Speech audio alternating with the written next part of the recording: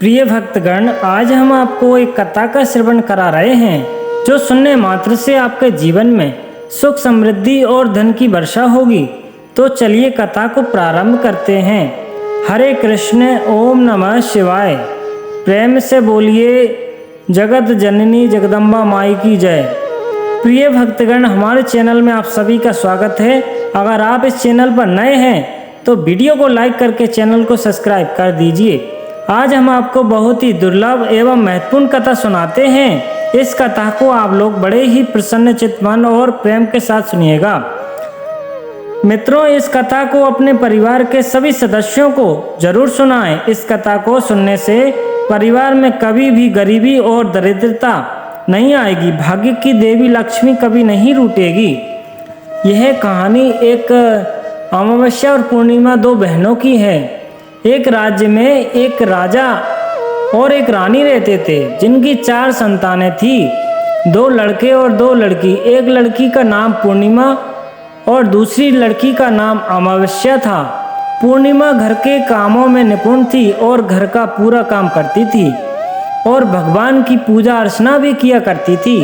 इसके अतिरिक्त वह गौ माता की सेवा भी किया करती थी। और उसकी दूसरी बहन अमावस्या ना ही घर का कोई काम करती थी और ना ही भगवान की पूजा अर्चना करती थी और ना ही गौ माता की सेवा करती थी। पूर्णिमा सब गुण संपन्न थी, फिर भी राजा और रानी अपने दोनों बेटों और पुत्री अमावस्या को ही प्यार करते थे और वह पूर्णिमा से प्यार नहीं करते थे, उसके साथ भेदभाव करते थे। राजा के चारों पुत्र और पुत्री धीरे धीरे बड़े हो रहे थे। जब वे बड़े हो गए, राजा ने अपने दोनों पुत्रों का विवाह योग्य कन्याओं के साथ करा दिया। इसके बाद रानी ने राजा से कहा कि अब दोनों पुत्री विवाह के योग्य हो गई हैं और इन दोनों का विवाह भी करा दो। लेकिन पुत्री अमावस्या का विवाह किसी बड़े खानदान में कराना और पूर्णिमा का विवाह किसी गरीब परिवार में कराना, क्योंकि पूर्णिमा को केवल भगवान की पूजा का पाठ करना ही पसंद है और गाय की सेवा करना पसंद है। अब रानी ने राजा को दोनों पुत्रियों का रिश्ता तय करने के लिए भेज दिया। राजा ने अपने पड़ोसी राज्य में जाकर वहां के राजा के पुत्र से अमावस्या का रिश्ता तय किया और वहीं पास के गांव में जाकर एक गरीब परिवार के लड़के से पुत्री अमावस्या का रिश्ता भी कर दिया। यह सारी बात जाकर राजा ने अपनी रानी से बताई तो रानी यह सोचने लगी कि अब देखते हैं कि भगवान इसकी मदद कैसे करते हैं। यह बहुत ही पूजा पाठ करती है और भगवान में मग्न रहती है। पूर्णिमा का भाई और उसकी भाभी पूर्णिमा से बहुत प्यार करते थे, क्योंकि पूर्णिमा उनके घर के कामों में उनका साथ देती थी और कामों में उनका हाथ बटाती थी। और उसकी यही दूसरी बहन अमावस्या उन पर अपना रोक जमाती थी और घर का कोई कार्य नहीं करती थी।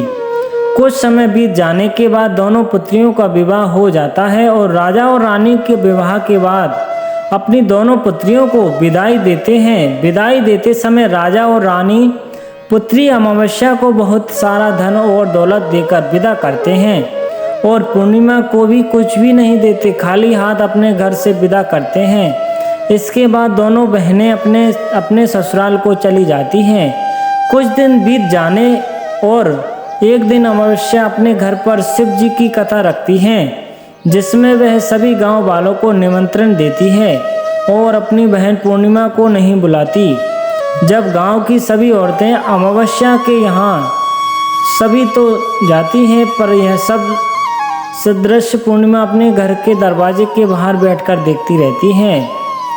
तब वहां से गुजर रही औरतें पूर्णिमा से कहती हैं कि तुम्हारी बहन के यहाँ शिव जी की कथा रखी है, क्या तुम नहीं चलोगी?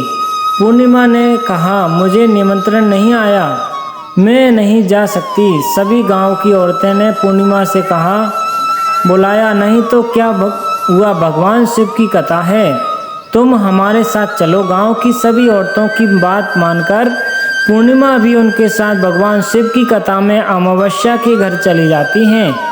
जब अमावस्या की नज़र पूर्णिमा पर पड़ती है तो वह कहती है कि तुम यहाँ कैसे चली आई, मैंने तो तुम्हें बुलाया नहीं। खैर कोई बात नहीं, अब तुम आ रही हो तो चुपचाप बैठी रहना। और यह कहते हुए अमावस्या में पूर्णिमा की गरीबी का भी मजाक उड़ाया। पूर्णिमा की आंखों में आंसू आ गए और रोते रोते मन ही मन में पूर्णिमा भगवान शिव से विनती करती हैं, हे भगवान, क्या पूजा पाठ करना गलत है? गौ माता की सेवा करना गलत है? आखिर मेरी गलती क्या है? आप मुझ पर अपनी कृपा दृष्टि कब बनाएंगे? पूर्णिमा बार बार भगवान शिव से यही कहती रहती है। इतने में शिव कथा पूरी हो जाती है और अमावस्या भगवान का प्रसाद बांटने लगती है। वह सभी लोगों को प्रसाद देती है, लेकिन पूर्णिमा को वह प्रसाद नहीं देती। पूर्णिमा बिना प्रसाद के ही अपने घर लौट जाती है और रास्ते में वह यहाँ सोचती हुई चलती है कि यदि बच्चे उससे कथा का प्रसाद मांगेंगे तो वह उन्हें क्या जवाब देगी। उसने सोचा कि वह अपने मायके, अपने भाई और भौजाई के यहाँ जाएगी और वहाँ जाते हुए वहाँ बच्चों के लिए कुछ लेकर जाएगी। ऐसा सोचते हुए वहाँ अपने घर वापस लौट आई। घर वापस लौटकर अपने आने के बाद वह अपने पति और बच्चों से कहती है वह अपने मायके जा रही है। और पति ने कहा कि ठीक है। कुछ समय के बाद पूर्णिमा अपने मायके के लिए रवाना हो गई। चलते रास्ते में एक चबूतरा आया जिस पर तुलसी का पौधा लगा था। उस चौधरी पर एक बूढ़ी अम्मा बैठी हुई थी। वह कोई और नहीं, साक्षात तुलसी माँ थी। और उस बूढ़ी माता ने पूर्णिमा से कहा, बिटिया तुम कौन हो और कहाँ जा रही हो? पूर्णिमा अपना परिचय देती है। परिचय देने के बाद बूढ़ी औरत ने पूर्णिमा से कहा कि यहाँ तुलसी का पौधा सूख रहा है, इसमें थोड़ा सा पानी डाल दो और इस चौतरे की साफ सफाई कर दो, जिससे मुझे थोड़ी ठंडक मिलेगी। पूर्णिमा ने कहा, ठीक है माँ, मैं तुलसी में पानी डाल देती हूँ और यहाँ की साफ सफाई भी कर देती हूँ। पूर्णिमा ने साफ सफाई करने के बाद बूढ़ी अम्मा को भी नहला दिया और बूढ़ी अम्मा भी सेवा की, उनके पैर दबाए और बूढ़ी अम्मा से कहा कि माँ जी बताइए मैं आपकी क्या सेवा करूँ? कोई काम हो तो बता दीजिए, मैं कर दूँगी। बूढ़ी अम्मा ने कहा, कुछ नहीं, अब तुम जाओ और वापस आते समय मुझे से मिलके हुए जाना। पूर्णिमा ने बूढ़ी अम्मा से कहा, ठीक है अम्मा, मैं जाती हूँ। वापस आते वक्त आपसे मिलते हुए जाऊंगी। कुछ समय आगे चलते बाद एक शिव मंदिर आया। वहाँ पर उसे एक बूढ़े बाबा मिले जो मंदिर के बाहर बैठे हुए थे। वह कोई और नहीं, साक्षात भोलेनाथ थे। उन्होंने पूर्णिमा से कहा कि कहाँ जा रही हो बेटी, तुम कौन हो? और तब पूर्णिमा ने अपना परिचय फिर दिया। बूढ़े बाबा ने पूर्णिमा से कहा, इस चौतरे की ओर इस मंदिर की सफाई कर दो। तब पूर्णिमा ने मंदिर की ओर चौतरे की सफाई कर दी और वहाँ पर पूजा पाठ अर्चना भी की। और साफ सफाई पूजा अर्चना करने के बाद उन्होंने बूढ़े बाबा को भी नहला दिया और उनसे कहा, बाबा और कोई काम हो तो बताइए। तब बूढ़े बाबा ने कहा, नहीं बेटी, अब तुम जाओ और वापस आते वक्त मुझसे मिलते हुए जाना। पूर्णिमा, वापस आते हुए आपसे मिलते हुए जाऊंगी। आगे चलते चलते कुछ दूर चलते हुए बाद पूर्णिमा को एक काली जी का मंदिर दिखा। वहाँ भी एक बूढ़ी अम्मा चौतरे पर बैठी हुई थी। उस बूढ़ी औरत ने भी पूर्णिमा से कहा कि बेटी तुम कौन हो, कहाँ जा रही हो? तब पूर्णिमा ने उस बूढ़ी औरत को भी अपना परिचय दिया। बूढ़ी औरत ने पूर्णिमा से कहा कि यहाँ पर सभी पूजा पाठ करने के लिए आते हैं, लेकिन मंदिर की साफ सफाई करने के लिए कोई नहीं आता, इसलिए तुम मंदिर की और चौतरे की साफ सफाई कर दो। पूर्णिमा ने कहा, ठीक है माताजी।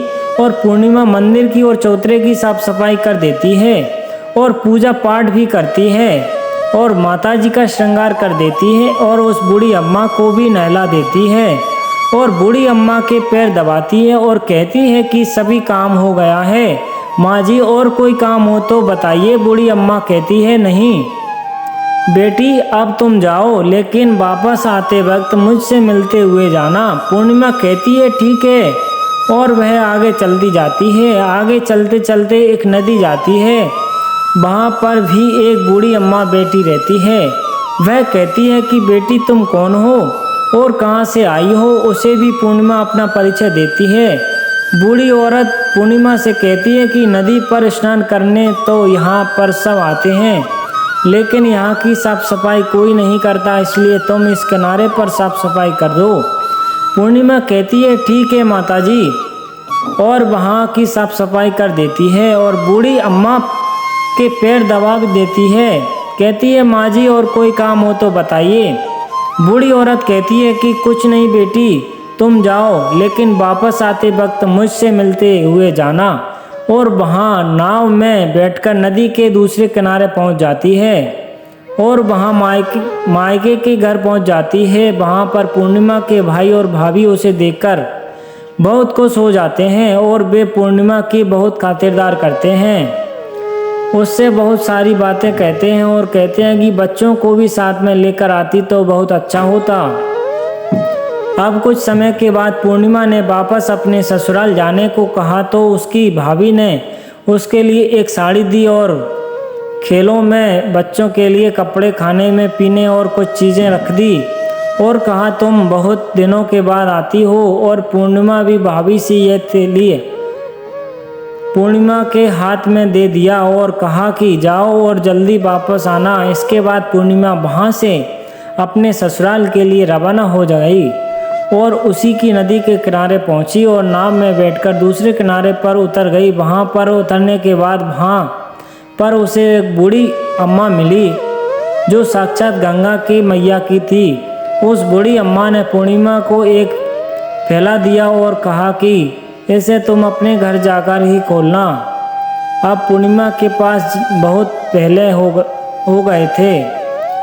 उन्हें लेकर पूर्णिमा वहाँ से रवाना हुई। आगे कुछ दूर चलने पर काली माँ का मंदिर आया। वहाँ पर काली माँ बूढ़ी माँ के रूप में विराजमान थी। उसने कहा आ बेटी पूर्णिमा। पूर्णिमा ने कहा हाँ माँ जी मैं आ गई।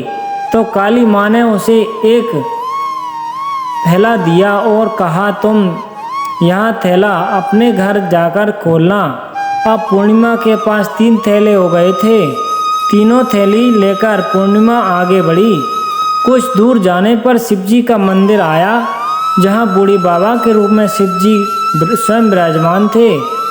बूढ़े बाबा ने कहा पूर्णिमा तुम वापस आ गई। पूर्णिमा ने कहा हाँ बाबा मैं वापस आ गई हूँ।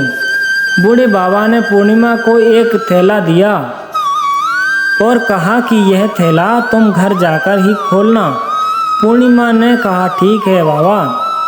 बाबा पूर्णिमा के पास 4 थैले हो गए थे। अब पूर्णिमा 4 थैले पहले ही को अब कैसे ले जाती। उसने एक पुरानी साड़ी निकाली और उन सभी थैलों को एक गड्ढा बना दिया और उस सर पर रखकर गट्ठा बनाया।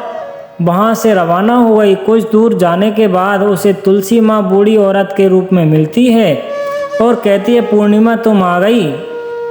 पूर्णिमा कहती है हाँ जी माँ जी मैं आ गई। वह बूढ़ी औरत भी उसे एक थैला देती है, कहती है कि यह थैला तू अपने घर जाकर ही खोलना। पूर्णिमा कहती है ठीक है माँ जी। अब पूर्णिमा के पास 5 थैले हो गए थे। पूर्णिमा वहाँ से रवाना हुई तो वापस अपने घर पहुँच गई। पूर्णिमा ने बच्चों को नीचे रखा और सबसे पहले अपने मायके का थैला खोला। देखने लगी उसमें बच्चों के लिए अच्छे अच्छे कपड़े और खाने की चीज़ें थी और उसने कुछ गहने भी थे। पूर्णिमा ने कपड़े अपने बच्चों को दे दिए और खाने पीने की चीज़ें भी बच्चों को दे दी। बच्चे यह सब पाकर बहुत खुश थे। अब पूर्णिमा ने दूसरा थैला खोला जो उसे गंगा मैया ने दिया था। उसमें ढेर सारे हीरे जवाहरात सोना चांदी आदि था। इसके बाद अब पूर्णिमा ने तीसरा थैला खोला जो उसे काली माँ ने दिया था। उसमें बहुत सारा सोना श्रृंगार का सामान भरा हुआ था। इसके बाद पूर्णिमा ने चौथा थैला खोला जो उसे भगवान शिव ने दिया था। उसमें बहुत सारा धन संपत्ति भरा हुआ था और उस बहुत सारी खुशियाँ भरी हुई थी। इसके बाद अब पूर्णिमा के 5 थैला खोला उसे तुलसी माँ ने दिया था। उसमें चावल दाल और 7 प्रकार की खाने की चीज़ें थी। अब पूर्णिमा के घर में किसी भी चीज़ की कमी नहीं थी। उसका घर धन धान्य से भरा हुआ था और पूरे परिवार व परिपूर्ण था। अब पूर्णिमा और उसका परिवार सुख में जीवन व्यतीत करने लगा। अब पूर्णिमा के मन में विचार आया कि क्यों ना शिव जी की कथा करवाई जाए, और शिव जी की कथा में एक कार्यक्रम रखा। पूर्णिमा ने गांव के सभी लोगों को निमंत्रण दिया और घर घर जाकर सभी लोगों को बुलाया। पूर्णिमा अपनी बहन अमावस्या के घर भी गई और अमावस्या को भी शिव जी की कथा के लिए उसने अपने घर बुलाया। जब अमावस्या पूर्णिमा के घर शिव जी की कथा में आई तो उसने देखा कि पूर्णिमा के घर में किसी भी चीज़ की कोई कमी नहीं है। इतना सारा धन दौलत देखकर अमावस्या आश्चर्यचकित हो गई। उसने पूर्णिमा से कहा कि तुम्हारे घर में इतनी धन और दौलत कहाँ से आई है। पूर्णिमा ने कहा, देखो बहन, तुमने शिव जी की कथा में मुझे नहीं बुलाया था, फिर भी मैं चली आई और तुमने मुझे प्रसाद तक नहीं दिया और मेरी गरीबी का मजाक भी उड़ाया। उसके बाद मैं अपने घर आ गई और घर आते हुए मन ही मन में सोच रही थी कि अपने मायके जाऊंगी, तो मैं अपने मायके चली गई और कुछ घटना इस बीच में हुई। सभी घटनाएं अपनी बहन अमावस्या को बताती है तो अमावस्या कहती है, तुम भी मुझे प्रसाद मत दो और मुझे डांट लो। लेकिन पूर्णिमा ने कहा कि यह तो भगवान का प्रसाद है, मैं तो सबको दूंगी और तुम्हें भी दूंगी। फिर भी अमावस्या ने प्रसाद नहीं लिया और वह सीधे अपने घर चली गई। घर जाकर अपने बच्चों से कहकर वहां अपने मायके में जाने के लिए तैयार हो गई और मायके के लिए निकल गई। उसे भी रास्ते में चलते चलते तुलसी माँ मिली और चौतरे पर बूढ़ी माँ रूप में बैठी हुई थी। बूढ़ी माँ ने अमावस्या से कहा कि बेटी, कौन हो तुम और कहाँ जा रही हो। अमावस्या ने अपना परिपूर्ण परिचय दिया। बूढ़ी माँ ने कहा, बेटी, यह तुलसी का पौधा सूख रहा है, इसमें थोड़ा सा पानी डाल दो और इस चौतरे की साफ सफाई कर दो। इस पर अमावस्या ने कहा, बुढ़िया, तुझे दिखाई नहीं दे रहा है कि मैंने इतनी महंगी साड़ी पहन रखी है, यह गंदी हो जाएगी। ऐसा कहकर वहाँ से आगे चल गई और आगे जाने पर उसे भगवान शिव मिले, जिसे भी उसने ऐसा ही कहा। इसके बाद आगे जाकर उसे काली माँ मिली, उसे भी यही सारी बातें कही। आगे जाने पर उसे गंगा मिले, जिसे भी उसने यही सब कहा। और आगे चलकर इसके बाद अमावस्या जब नाव में बैठने लगी तो उसे नाव में फूलों की जगह कांटे भरे थे जो उसके पैरों में चुभ रहे थे। किनारे पर उतरकर वहां अपने मायके चली गई। वह वहां उसे अपनी भाभियां भाइयों ने देखा तो मन ही मन में कहने लगी कि काम की कामना काज की, 2.5 मन अनाज की। अब आ गई हो तो ठीक है। पूर्णिमा तो हमारे कामों में हाथ बटाती थी, यह कोई काम करेगी तो नहीं। अब उन्होंने खाना बनाया और खा पीकर सभी सो गई। अमावस्या जब सुबह उठी तो अपनी भाभियों से कहा कि मैं अपने ससुराल को जा रही हूँ। उन्होंने कहा कि ठीक है, जाओ। अमावस्या बोली, पूर्णिमा को भी तो तुमने एक थैला दिया था और मुझे कुछ नहीं देंगे क्या। भाई और भाभी ने कहा कि तुम घर जाओ, थैले तुम्हारे घर पहुंच जाएंगे। फिर अमावस्या वहां से निकल गई और नदी के किनारे पर पहुंची। वहां गंगा की मैया बूढ़ी औरत का रूप धारण करके बैठी हुई थी। बूढ़ी माँ ने कहा, आ गई बेटी। तो उसने कहा, हाँ मैं आ गई मैया। अमावस्या ने कहा, तुमने पूर्णिमा को एक थैला दिया था और मुझे नहीं दोगी क्या। बूढ़ी अम्मा ने कहा, तुम घर जाओ, थैला तुम्हारे घर पहुंच जाएगा। इसके बाद आगे जाने पर उसे काली मैया मिली, जिसने भी अमावस्या को यही कहा। इसके बाद आगे जाने पर उसे शिव भगवान मिले, उन्होंने भी अमावस्या से यही कहा। इसके बाद आगे जाने पर उसे तुलसी माँ मिली और उसने भी अमावस्या को यही कहा कि तुम घर जाओ, थैले तुम्हारे घर पहुंच जाएंगे। अमावस्या अपने घर पहुंच गई। आंगन में ना ने देखा तो वहाँ पर 5 थैले पड़े थे। अमावस्या ने मन ही मन सोचा, अब तो मेरे पास बहुत सारी धन और दौलत आ गई है। जल्दी जल्दी उसमें सभी थैले को खोला। किसी में मिट्टी थे तो किसी में पत्थर, किसी के कंकड़ और किसी के कोयले। उसे मायके के से भी कुछ नहीं मिला था। इन थैले में कुछ भी नहीं था। अमावस्या दौड़ती हुई पूर्णिमा के घर गई और कहती है, तुम्हें तो इतना सब कुछ मिला है, मुझे तो कुछ ही नहीं मिला। आखिर तो क्यों? पूर्णिमा कहती है कि जब मैं अपने मायके जाती हूँ तो अपने भाभीियों के साथ उनके मायके में हाथ बटाती हूँ, उनके साथ मिलकर काम करती हूँ, लेकिन तुम ऐसा कुछ नहीं करती, उनकी इज्जत भी नहीं करती, इसलिए वह तुम्हें भला क्या देंगे। इसके बाद तुमने गंगा मैया को ठुकरा दिया और काली माँ को भी ठुकरा दिया और भगवान शिव को भी तुमने ठुकरा दिया, इसलिए उन्होंने भी तुम्हें कुछ नहीं दिया।